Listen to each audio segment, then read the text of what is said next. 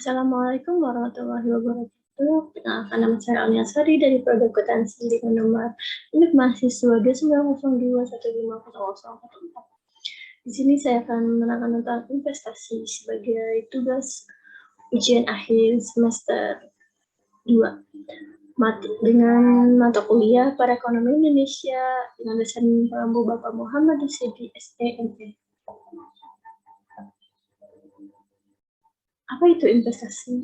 Investasi adalah aktivitas menempatkan modal baik berupa uang atau aset berharga lainnya ke dalam suatu benda, lembaga, atau suatu pihak dengan harapan pemodal atau investor akan mendapatkan keuntungan setelah kurun waktu tertentu. Karena harapan mendapatkan keuntungan di kemudian hari, inilah investasi disebut juga sebagai penanaman modal.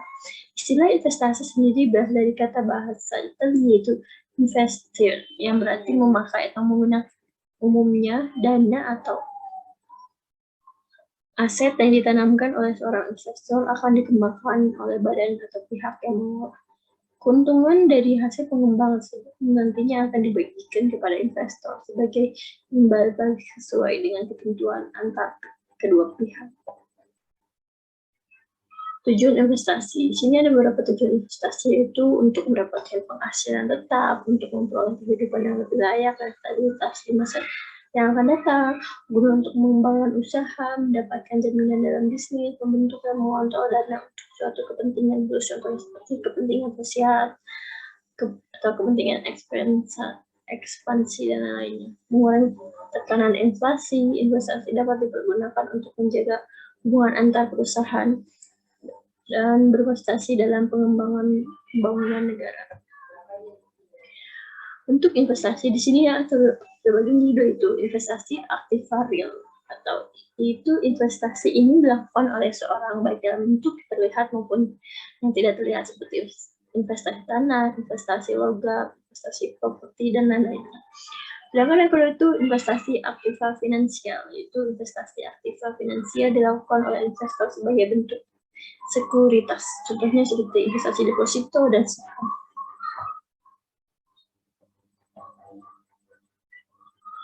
Jenis-jenis investasi terbagi jadi beberapa, yaitu ada investasi properti, investasi emas, investasi saham, investasi reksadana, investasi cryptocurrency, dan investasi deposito. Nah, investasi properti adalah investasi berbentuk fisik. Secara umum, investasi properti bisa sangat menguntungkan karena harganya akan terus meningkat setiap tahun. Contohnya, investasi properti adalah membeli tanah dan membeli rumah yang kemudian bisa dijual atau disewakan.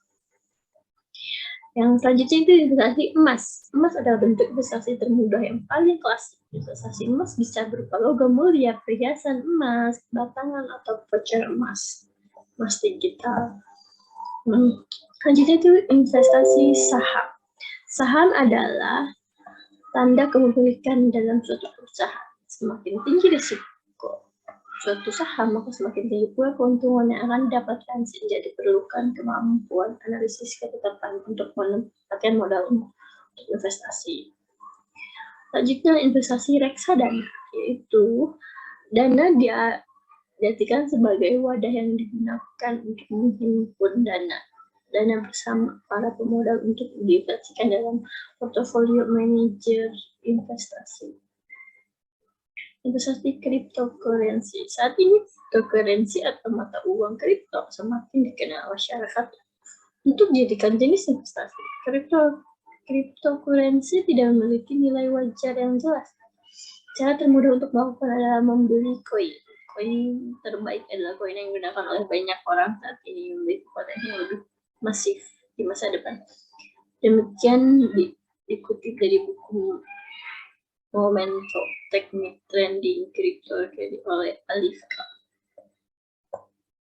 Selanjutnya itu investasi deposito. Digunakan jika uang yang ingin disimpan dalam jangka waktu cukup panjang. Jangka waktu deposito antara 3 sampai 12 bulan. Jenis deposito yang biasa dipilih di generasi milenial ada deposito berjangka, sertifikat deposito, dan deposito on call. Jenis investasi berdasarkan jangka waktu.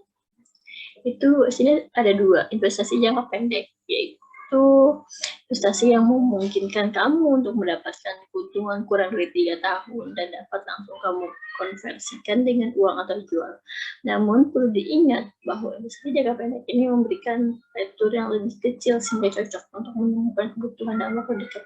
Contoh dari investasi jangka pendek adalah obligasi jangka pendek, pasar saham, sertifikat deposito. Nah, selanjutnya itu deposito jangka panjang adalah investasi yang membutuhkan waktu lebih dari 3 tahun untuk mendapatkan keuntungan. Kamu dapat menikmati hasil dari investasi ini dalam 5 tahun, belasan tahun hingga puluhan tahun yang akan datang. Itu yang dihasilkan oleh investasi jangka panjang ini juga lebih besar dibandingkan jangka pendek. Investasi jenis ini sangat cocok bagi kamu yang membutuhkan keperluan di masa depan seperti biaya pendidikan, dana kebutuhan nikah, dana pensiun, dan lain sebagainya. Contoh dari investasi jangka panjang adalah investasi saham dan investasi emas. Nah, berikut untuk resiko investasi. Resikonya itu adalah resiko suku bunga. Risiko suku bunga adalah risiko yang timbul dikarenakan memburuknya nilai relatif aktif berbunga. Contohnya pinjaman atau obligasi disebabkan oleh adanya peningkatan suku bunga. Adanya perubahan suku bunga yang ada di pasaran tentu akan mempengaruhi pendapatan investasi atau return yang didapatkan. Umumnya waktu suku bunga meningkat, tapi harga obligasi berbunga tetap akan turun, begitu pun juga sebaliknya. Tapi paling tua yang masih digunakan untuk mengukur risiko suku bunga adalah menggunakan jangka waktu obligasi. Sebagai contoh, suku bunga obligasi adalah 8-10% pada umumnya, namun kemudian pemerintah mengeluarkan suku rate yang memiliki suku bunga hingga 12%. Yang kedua, risiko pasar. Selanjutnya adalah risiko investasi berdasarkan pasar yang disebabkan oleh fluktuasi atau naik turunnya nilai aktiva bersih atau NAB. Adapun fluktuasi tersebut disebabkan karena perubahan sentimen pasar keuangan seperti instrumen saham dan obligasi. Perubahan terjadi karena beberapa hal seperti adanya resesi ekonomi, isu kerusuhan, spekulasi, termasuk juga perubahan politik. Risiko investasi ini juga seringkali disebut dengan risiko systematic risk, yang berarti risiko ini tak bisa dihindari dan pasti akan dialami oleh para investor apapun risk profilnya.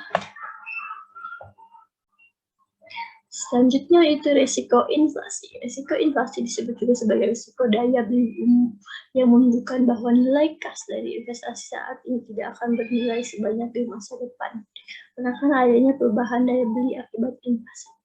Akibatnya, risiko ini memiliki potensi yang dapat merugikan daya beli masyarakat terhadap investasi karena adanya kenaikan rata-rata dari harga konsumsi. Selanjutnya yaitu risiko likuiditas.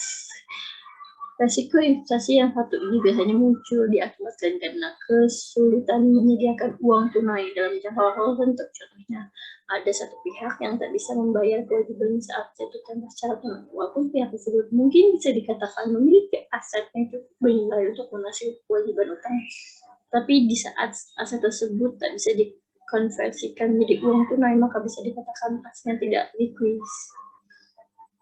Adapun hal ini bisa saja terjadi jika pihak yang memiliki utang tersebut tak bisa menjual hartanya karena tidak ada pihak lain yang minat untuk membelinya. Yang selanjutnya itu risiko falas atau nilai tukar mata uang. Risiko valuta asing atau falas adalah risiko yang disebabkan adanya perubahan kurs valuta asing di pasaran. Perubahan ini tidak lagi sesuai dengan yang diharapkan, terutama pada saat nilai konversi ke mata uang domestik. Gampangnya risiko investasi ini berkaitan dengan adanya fluktuasi nilai tukar rupiah terhadap mata uang negara lain. Umumnya risiko falas disebut sebagai currency risk atau dengan exchange rate risk. Risiko yang selanjutnya itu risiko negara. Risiko ini bisa juga disebut sebagai risiko politik. Alasannya karena hal ini didasarkan pada kondisi berpolitik negara. dan berkaitan dengan perubahan ketentuan perundang-undangan yang membuat pendapatan menurun. Bahkan bukan hal yang tidak mungkin jika investasi sudah ditanamkan akhirnya hilang begitu saja atau merugi karena perubahan ketentuan hukum perundang-undangan. Oleh sebab itu, jika ada investor yang akan menemukan modal di luar negeri, memang lebih baik untuk melihat kondisi politik negara tersebut. Jika kondisi politiknya baik, maka akan berdampak positif juga bagi perjalanan investasi ke depannya. Nah, resiko yang selanjutnya adalah resiko reinvestment. Resiko terakhir yang harus diketahui oleh investor adalah reinvestment atau resiko yang terjadi pada penghasilan dari suatu aset keuangan yang mengharuskan mereka untuk melakukan aktivitas penginvestasian kembali. Dengan melakukan reinvest, besar peluang kalau arus kas investasi akan menghasilkan imbal hasil yang lebih rendah saat diinvestasikan kembali ke instrumen investasi lainnya. Sebagai contoh, investasi memiliki portofolio obligasi dengan kupon 3,45% untuk periode 5 tahun. Nah, setelah 5 tahun, ternyata imbalan hasil obligasi tersebut turun menjadi 2,55%. Tapi kalau baiknya, karena retro obligasi yang memiliki investasi tersebut termasuk dalam bunga flat rate, maka investor menerima semua pembayaran bunga sebesar 5% dan pokok investasi sesuai kesepakatan. Hal yang harus diperhatikan dalam berinvestasi. Jika ingin berinvestasi berhasil, itu beberapa hal penting yang harus kamu perhatikan. Jangan melakukan investasi dengan tergesa-gesa dan harus disertai dengan pemahaman atau riset yang mendalam, termasuk mengenai objek investasi yang paling potensi untuk dipilih.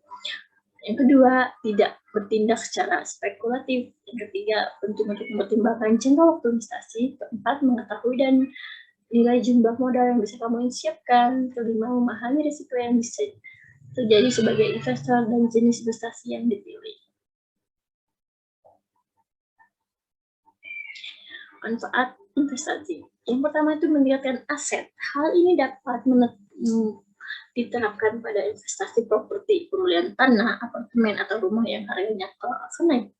Namun, peningkatan nilai aset tidak dapat dalam waktu singkat, butuh waktu yang lama dan kesabaran. Yang kedua, memenuhi kebutuhan masa depan. Karena banyak kebutuhan yang tidak terduga di masa depan, investasi sangat tepat sebagai sarana pemenuhan kebutuhan yang menjunjung masa depan. Investasi di masa sekarang bertujuan untuk menunjang dan mendukung kehidupan masa depan karena banyak akan naik. Gaya hidup hemat. Dengan investasi, orang akan mencoba hidup hemat tetap investasi. Pada akhirnya, orang tersebut akan menghindari pembelian hal-hal tidak penting yang bersifat lebih ekonomis. Menghindari utang. Dengan gaya hidup sederhana, seorang akan menghindari hutang. Orang lebih akan menghindari berhutang dan lebih memiliki hidup hemat dan untuk memperbaiki keadaan ekonomi. Nah, sekian yang saya sampaikan. Atas kekurangannya mohon maaf. Wassalamualaikum warahmatullahi wabarakatuh.